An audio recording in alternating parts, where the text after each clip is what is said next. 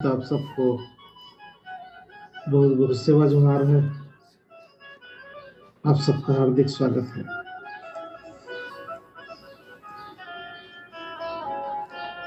यह संगत कार्यक्रम प्रतिदिन जिस प्रकार से आपके मोबाइल को रिचार्ज की जरूरत पड़ती है और जिस प्रकार से मोबाइल को रिफ्रेश मारने की जरूरत पड़ता है, वैसे ही यह कोई अपनी संगत हमारे दिनचर्या को, हमारे भीतर के पावर को, ऊर्जा को रिफ्रेश करता है, उसको रिचार्ज करता है।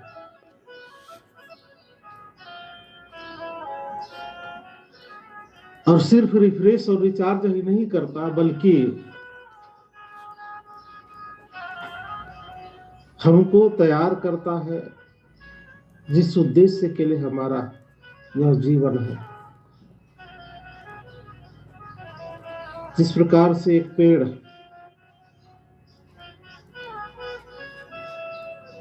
जब अंकुरित होकर के पौधा बनता है, पेड़ बनता है, तो उसके पीछे बहुत से मकसद होते हैं।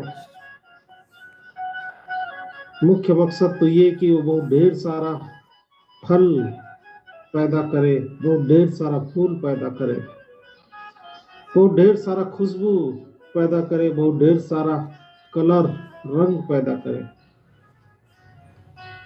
बहुत ढेर सारी छांव दे, ऑक्सीजन पैदा करे, पंछियों को घर दे, चींटियों और अन्य जीव जंतु उस पेड़ के सहारे अपना जीवन यापन करें, मिट्टी को उपजाऊ बनाए, पर्यावरण को शुद्ध रखे। इस प्रकार से एक पौधा के अंकुरित होने से, उसका पेड़ बनने से कितने ढेर सारे कार्य उसके पीछे छिपे होते हैं। कोई सिंगल मकसद नहीं होता, बल्कि बहुत से उसके साथ साथ कार्य ऑटोमेटिक तरीके से होते चले जाते हैं। उसी प्रकार से इस संगत कार्यक्रम में जुड़ने से हमको सिर्फ ज्ञान की प्राप्ति नहीं होती, हम सिर्फ रिफ्रेश नहीं होते, हम सिर्फ हमारे पावर एक्टिव ही नहीं होता, इसके साथ साथ हमारी शरीर के प्रत्येक अंग, प्रत्येक प्रत्यंग, प्रत्येक कोशिका, हार्मोनल सिस्टम, हमारा श्वसन तंत्र, हमारा मन, बुद्धि और चेतन मन, सब कुछ अपने कार्य करने की स्थिति में और उससे बेहतर सक्रिय होता है। और ऐसा करने से हमारे जीवन का जो उद्देश्य है उससे कई गुना ज्यादा और बहुत से उद्देश्यों की पूर्ति होती है। इसीलिए हमारे प्रथम शंभु कोसोडोम ने मून सुलसर्री का सिद्धांत दिया। मूंद मतलब तीन, सुल मतलब बाधा, अवरोध, सर्री का मतलब रास्ता। जीवन प्रबंधन में तीन प्रकार की ये बाधाएं आती हैं: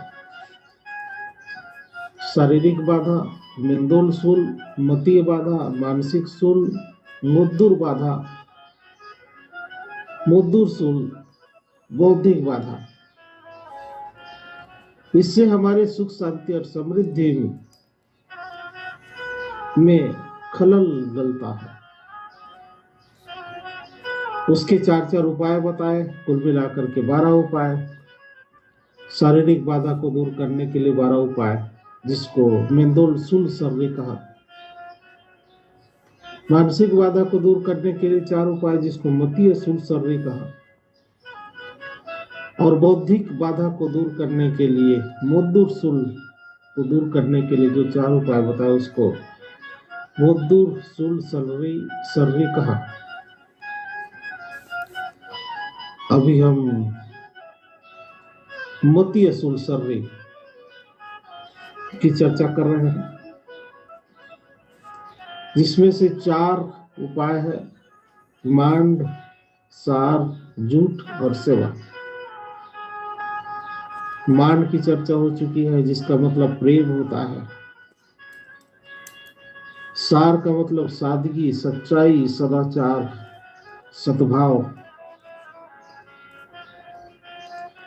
अब तीसरा झूठ, एकता, संगठन, आपसी जुटाव, लगाव। हर एक जीव जंतु झूठ के साथ रहता है, जुट करके रहता है, एकजुट होकर के रहता है। चींटियों का झुंड होता है, उनमें एकजुटता है। मधुमक्खियों का झुंड होता है, उनमें एकजुटता है। दीमक का झुंड होता है, उसमें एकजुटता है। मछली झुंड में रहते हैं, जंगल का हिरन, बंदर और भी जानवर झुंड में रहते हैं। और एक दूसरे को सहयोग करने के लिए, एक दूसरे की सेवा करने के लिए, एक दूसरे का मनोबल बढ़ाने के लिए एकजुट की आवश्यकता होती है। बिना एकजुट हुए कोई भी कार्य आसानी से सफल नहीं किया जा सकता। अकेले कोई काम किसी काम का नहीं होता है। इतिहास में देखने को मिलता है कि हमारे पूर्वजों ने बड़े बड़े पहाड़ों के ऊपर बड़े बड़े किला, दुर्ग और गढ़ का निर्माण कर दिया, वो भी पत्थरों से। जिस समय कोई इंजन नहीं थे, जिस समय कोई सड़क नहीं था, जिस समय कोई पुल पुलिया नहीं बना था, जिस समय कोई बिजली नहीं था, जिस समय कोई क्रेन नहीं था, जिस समय कोई जेसीबी नहीं था, जिस समय कोई परिवहन के साधन नहीं थे, उस समय बड़े बड़े चट्टानों और बड़े बड़े पत्थरों के महल, किला बना दिए, और जमीन के नीचे और जमीन के ऊपर बना दिया। जमीन से 6-7 मंजिल नीचे और जमीन से 10-12 मंजिल ऊपर। इस प्रकार से बड़े बड़े किले और गढ़ों का निर्माण हमारे पूर्वजों ने किया। ये इसलिए कर पाया क्योंकि वो एकजुट थे, संगठन की पावर से। बहुत बड़ा चट्टान उठाना हो तो अकेला व्यक्ति चट्टान नहीं उठा सकता। उसको उठाने के लिए बहुत से लोगों का श्रम और बहुत से लोगों का ताकत की जरूरत पड़ती है। आज हमारा समाज बिखरने के कगार पर है। एकजुटता कहीं दिखता नहीं है, बल्कि बहुत से गुट बनते जा रहे हैं। जरा करें, अब झूठ के बजाय गुटों का निर्माण हो रहा है, जबकि पहले सिर्फ एक ही गुट होता था, समाज, कबीला। और ऊपर से जो सामाजिक निर्णय जो ले लिए जाते थे, उसी निर्णय को सब लोग अनुपालन करते थे, जिसके कारण से एकजुटता थी। लेकिन अब गुट, बहुत से गुटों का निर्माण, बहुत से समितियों का निर्माण, बहुत से संगठनों का निर्माण, और सबके अलग अलग उद्देश्य और सबके अलग अलग व्यस्तता। कोई सेंट्रल नीति निर्देश का आदेश का पालन नहीं करता। सब लोग व्यस्त हैं। अभी किसी गांव में जाइएगा मीटिंग के लिए अचानक या पहले से तय करके, तो लोग मीटिंग में उपस्थित नहीं होते हैं। खुद गांव में करने से मीटिंग में उपस्थित नहीं होते हैं। और पहले यदि मीटिंग होता था तो पूरे गांव भर के लोग इकट्ठा होते थे। तो ये झूठ जैसे जैसे खत्म होता चला जाएगा, हम सब अकेले होते चले जाएंगे और ये समाज टूट करके बिखर जाएगा। हमारी शक्ति कमजोर हो जाएगी। इसलिए कोई अपने संगत बहुत जरूरी है, जो कम से कम सब लोग, यदि इसकी पहुंच सब लोग कोई अपने संगत से अगर जुड़ जाए, सब इसके बारे में जानने लगे, तो हम फिर से कायम हो सकती है। क्योंकि जो शासक वर्ग है वो नहीं चाहता कि हम एकजुट रहें, क्योंकि जो एकजुट होगा वही शासन करेगा, वही शासक होगा। इसलिए बहुसंख्यक लोगों को तोड़ करके ही अल्पसंख्यक लोग हमेशा शासन करते आए हैं। इसमें अल्पसंख्यक की चालाकी और बहुसंख्यक की अज्ञानता इसमें रही है मुख्य कारण। इसलिए झूठ की भावना को पैदा करना जरूरी है। इसीलिए झूठ की भावना को पैदा करने के लिए हम लोग कई चला रहे हैं, जिसमें से आर्थिक गणतंत्र एक मुहिम है, एक अभियान है। झूठ के बाद अगला जो सर्री है वो सेवा, मांसाहार झूठ और सेवा सर्री। सेवा का मतलब ऐसा कार्य, ऐसा व्यवहार जिससे दूसरों का हित हो, दूसरों का भी कल्याण हो। स्वयं का हित और स्वयं का कल्याण तो हो, किंतु दूसरों का भी हित और दूसरों का भी कल्याण हो। इसीलिए हमारे समुदाय में सब लोग जब एक दूसरे से मिलते हैं तो हमारा मूल मंत्र है सेवा, सेवा सेवा, सेवा जोहार।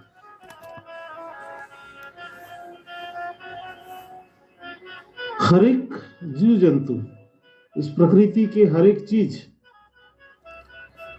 सेवार्थ में बने हुए हैं।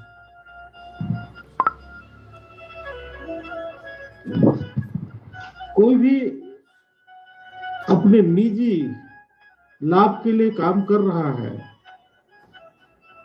इसके बावजूद भी सेवार्थ के मकसद भी पूरा होते हैं।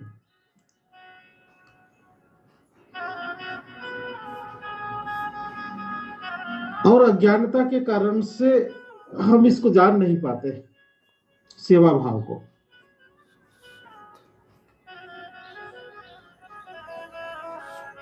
जैसे पेड़ के बारे में बताया, उदाहरण के लिए आम का पेड़ फल देता है, लेकिन फल को, आम का पेड़ में जो फल होता है वो बड़ा मीठा होता है, स्वादिष्ट होता है। उसके भीतर पौष्टिक तत्व होते हैं, उसको खाने से हमारे शरीर का पोषण होता है। लेकिन आम का पेड़ के पास मुख नहीं होता, उसके पास जीविया नहीं होता। आम के पेड़ अपने ही बनाए फल का रस कैसा होता है वो खा नहीं सकता, और वो बता भी नहीं सकता कि मेरा फल कैसा है। तो आम ने फल दिया, दूसरों की सेवार्थ में दिया, ताकि उसके फल को जीव जंतु उसको खा सके, उसके रस को। वो पूरी तरह से सेवार्थ नहीं है, दरअसल आम ने वो फल के चारों तरफ जो रस का निर्माण किया, वो इसलिए किया ताकि उसके भीतर जो बीज है उस बीज को पोषण मिले,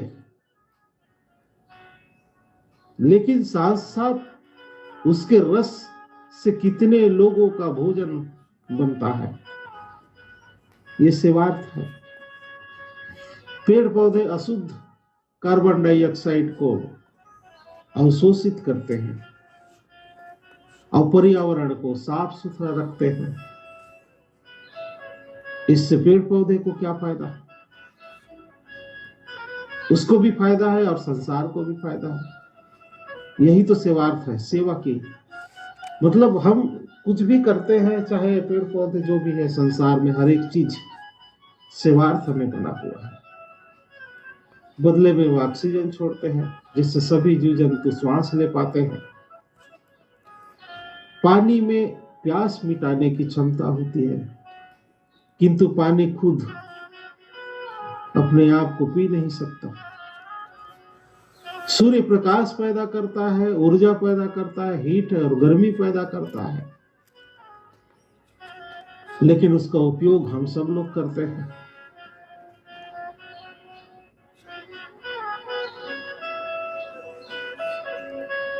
हम सब लोग भी समूह में रहते हैं एक दूसरे के सेवार्थ के लिए।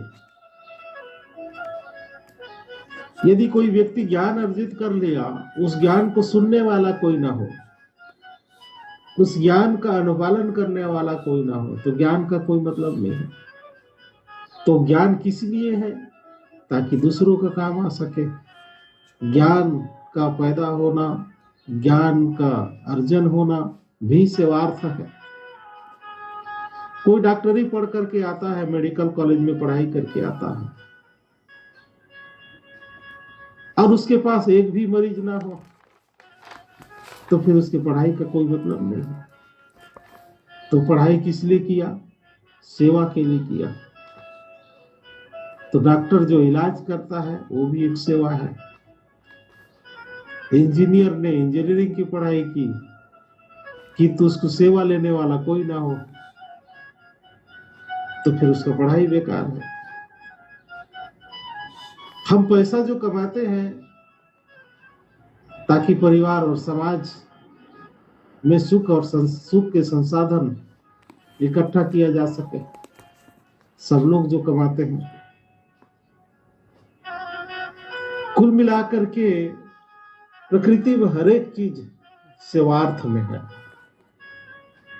इस दर्शन को हमको समझना होगा, और जो भी काम हम करते हैं उस काम में इस भाव को सम्मिलित करने की जरूरत है। ऑलरेडी सेवा का काम कर रहे हैं, किंतु उसमें वो भाव सम्मिलित न होने के कारण से वो स्वार्थ बन जाता है, स्वयं का अर्थ बन जाता है। सिर्फ उसमें भाव तो विकसित करना है।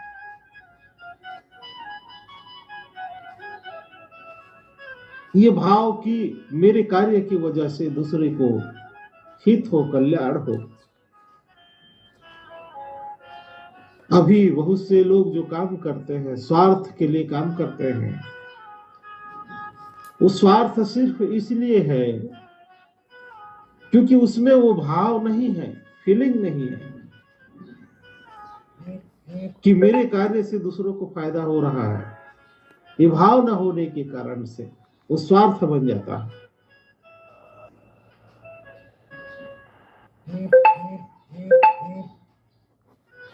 और स्वार्थ भाव होने के कारण से उनके उपार्जन का जो दूसरों के लिए कल्याण होना चाहिए वो हो नहीं पाता। और तिजोरी में पैसा को गांज के ढक ढक करके रखते हैं बहुत से लोग।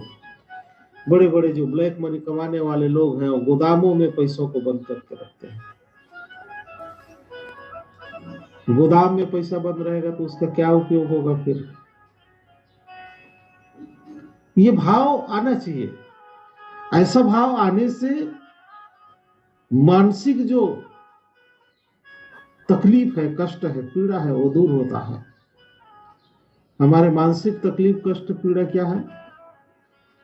क्रोध है, भय है, चिंता है, तनाव है, डर है, लालच है, कपट है। जब हम सेवार्थ में काम करते हैं तो भय नहीं रहता, लालच नहीं रहता, क्रोध नहीं होता, बल्कि प्रेम के भाव बढ़ता है, सहयोग की भाव बढ़ता है। जिनके पास बहुत ज्यादा पूंजी है, बहुत ज्यादा रुपया है, तो क्या उनके पास बहुत ज्यादा सुख शांति और समृद्धि है? क्या उनके पास टेंशन नहीं है? उनके पास तनाव नहीं है? क्या उनके पास भय नहीं है? है, और ज्यादा भय है उनके पास, और ज्यादा तनाव की स्थिति में है। लेकिन वही दौलत, वही धन सेवा भाव से कमाते और सेवा भाव से उपयोग करते, तो भय, तनाव, चिंता, टेंशन नहीं होता, और समाज में उनकी मान सम्मान, प्रतिष्ठा बढ़ती, जिससे उनको सुख और शांति और समृद्धि मिलता।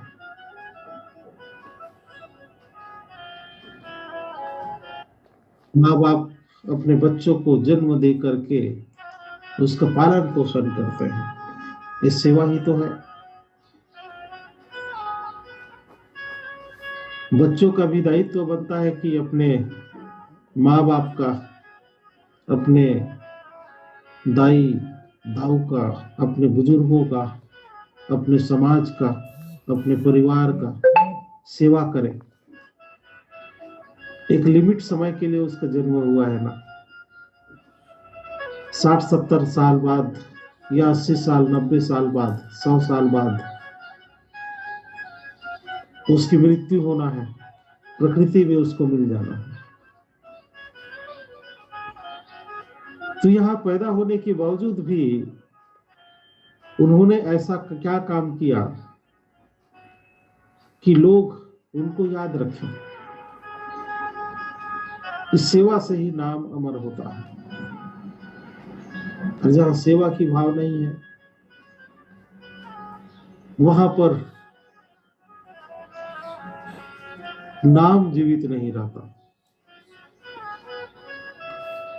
सेवा के नाम पर बहुत से शोषण भी होता है, इस बात को भी समझना होगा। जो चालाक लोग हैं वो कमजोर लोगों को सेवा के नाम पर गुलाम बना लेते हैं। उनका समय का, उनका श्रम का शोषण करते हैं, उनको कम मूल्य देंगे या फिर उसको शारीरिक रूप से प्रताड़ित करते हैं। जैसे वर्ण व्यवस्था में ऊपर के 3 वर्ण जो हैं, चौथा वर्ण उनकी सेवा करेगा, और चौथा वर्ण ऊपर के 3 वर्णों की सेवा नहीं करेगा, तो उसको वर्ण व्यवस्था के सिद्धांत के आधार पर उसको दंड देने का प्रावधान है। तो फिर ये सेवा नहीं है, ये तो शोषण है, अत्याचार है। यदि हमारे घर में, आपके घर में या किसी के घर में कोई काम करने वाला मजदूर आता है, तो उसको काम करने में भी आनंद की प्राप्ति हो और हमको भी उससे काम करवाने में संतुष्टि मिले, ये दोनों पक्षों का सामंजस्य होना जरूरी है। भाई जो नौकर है,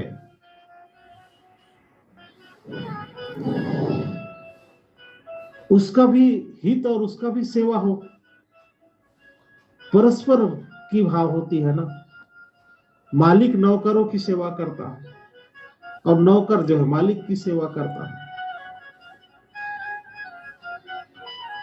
जिसके पास जिस चीज की कमी होती है उसको पूरा करने के लिए एक दूसरे के परस्पर, इसमें एक बड़ा है एक छोटा है वाला भाव नहीं है।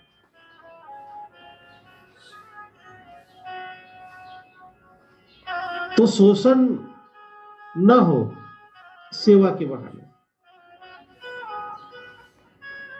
इसीलिए जोहार शब्द का भी इस्तेमाल किया जाता है। जोहार का मतलब प्राकृतिक तरीके से कल्याण की भाव। जिस प्रकार से पेड़ फल देता है, उससे दूसरों का प्राकृतिक तरीके से कल्याण होता है, नेचुरल कल्याण।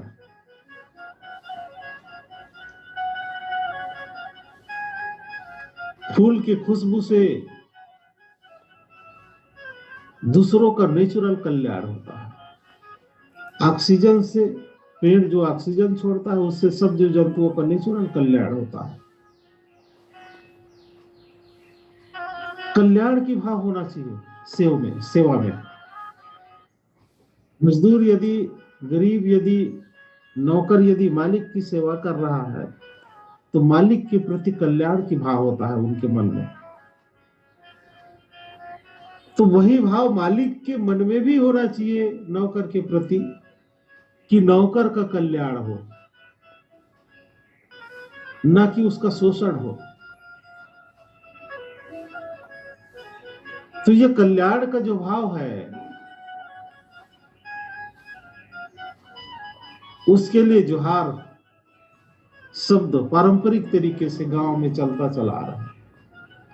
जब भी गांव में कोई देवता किसी शरीर में भाव भर के आता है, तो हम लोग बचपन से देख रहे हैं कि बैगा लोग जोहार जोहार देवता, सेवा सेवा देवता बोलते हैं। उसी प्रकार से जब कोई रिश्तेदार में हमारे दादी दादा लोग जाते थे,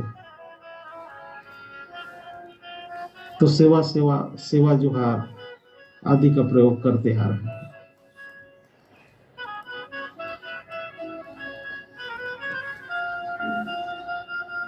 इसीलिए सेवा के साथ में जोहार शब्द मिल जाने से यह सुनिश्चित हो जाता है कि सेवा का दुरुपयोग नहीं होगा, बल्कि सेवा के पीछे कल्याण का भाव होगा।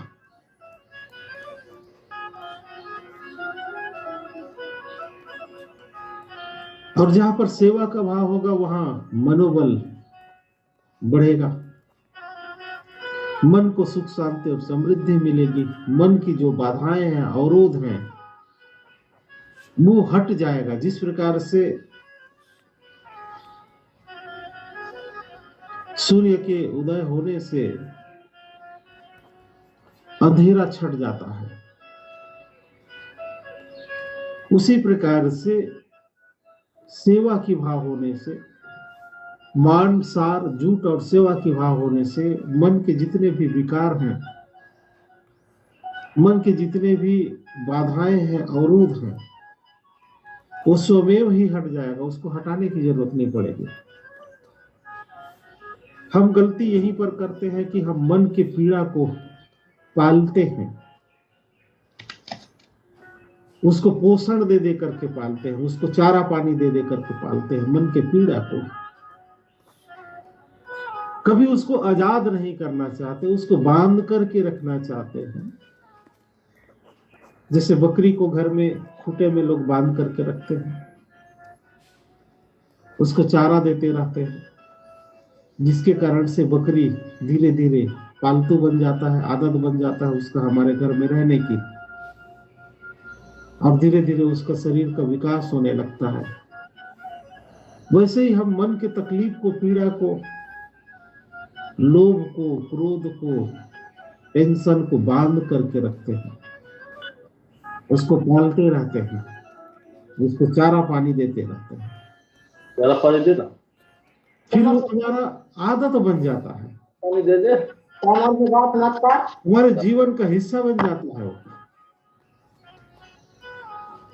और फिर बाद में उसको चाह करके भी आप दूर करने की कोशिश करोगे तो वो दूर होगा नहीं। पालतू पाले हुए कुत्ते को बाद में आप दूसरे गांव में भी ले जाकर के छोड़ दोगे, तो भी वो सूंघते हुए आपके घर तक पहुंच जाएगा वापस। वैसे ही हमारे मन के जो विकार है, उसको हम पाले हुए होते हैं।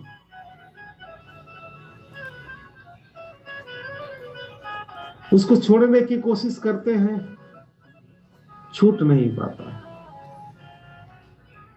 और कहीं संगत में या फिर कहीं अन्य जगह उसको छोड़ करके भी आ जाए तो हमारे पीछे पीछे वापस आ जाता है, क्योंकि हमारा पाला हुआ है। तो जितने मन में विकार है, जिसको हम पाल करके रखे हुए हैं, उसको दूर करने के लिए मानसार, झूठ और सेवा, ये 4 प्रकार के उपाय हमारे प्रथम सम्मुख कोसोडूब ने बताया। प्रेम की भाव को हमारे मन के भीतर बढ़ाना। दूसरा, अपने भीतर सच्चाई और सादगी और सदाचार के भाव को बढ़ाना। तीसरा, सामाजिक एकजुटता, एक दूसरे के प्रति लगाव की भाव को बढ़ाना। और चौथा, सेवा की भाव को, कल्याण पूर्वक सेवा की भाव को हमारे भीतर बढ़ाना है और इन सारे चीजों को प्रयोग करना है। तो अंधेरों के लिए जगह ही नहीं बचेगा, फिर तो मन के बुराइयों के लिए जगह ही नहीं बचेगा। इसीलिए मूल सुलसर्री जीवन का सबसे बड़ा दर्शन है। इसका ब्रांडिंग, इसका प्रचार नहीं हो पाया, और सबसे प्राचीन और सबसे पुराना है। जिस समय अन्य लोगों को धर्म ही नहीं बना था, जिस समय धर्म वाले लोग मध्य पाषाण काल में जी रहे थे, जिस समय वेद पुराणों की रचना नहीं हुई थी, जिस समय कोई भगवान अवतार नहीं लिया था, उनकी कथा कहानियों के भगवान, उस समय का ये दर्शन है मूल सुलसर्रे, कोट सभ्यता काल की। बाद में जब गीता उपदेश आया तो लोग कहने लगे कि गीता सबसे बड़ा दर्शन है। कोई रामायण को दर्शन कहने लगा, तो कोई कुरान को, तो कोई बाइबिल को दर्शन कहने लगा, क्योंकि उसका प्रचार, उसका ब्रांडिंग अच्छे से हुआ। इसीलिए जबकि हमारा मूल सुलसर्री किताबों में इसलिए नहीं मिलता क्योंकि हमारे पूर्वजों को पता था कि लिखा हुआ चीज चोरी हो जाता है। यदि मूल सुलसर्री कागजों में रहता तो जिसे ओंकार को हाईजेक कर लिया गया, उसी प्रकार से मूल सुलसर्री को भी हाईजेक कर लिया गया होता, और वो हमारा कॉन्सेप्ट न होकर के दूसरों को कॉन्सेप्ट के रूप में आज हम सुन रहे होते। इसलिए मौखिक परंपरा रही है, गुरु की परंपरा रही है। गुरु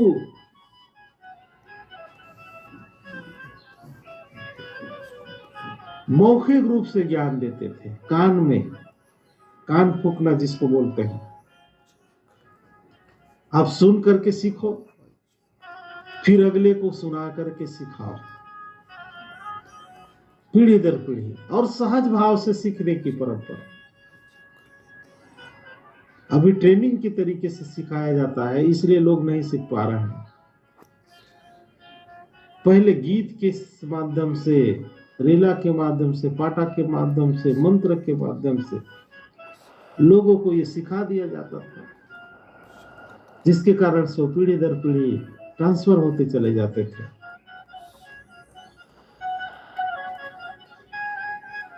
जिसको हमारे पूर्वजों ने गीतों के माध्यम से संग्रहित करके रखा, सुरक्षित रखा। वो दादा मोतीराव कंगाली और उनका टीम ने इसको खोजा और पारिकोपाल लिंगों का कोया पुण्यम दर्शन के रूप में संकलित किया, तब वो ज्ञान हम लोगों तक आया। तो समय के साथ साथ इस ज्ञान को आगे बढ़ाने के तरीके को भी बदलना पड़ता है।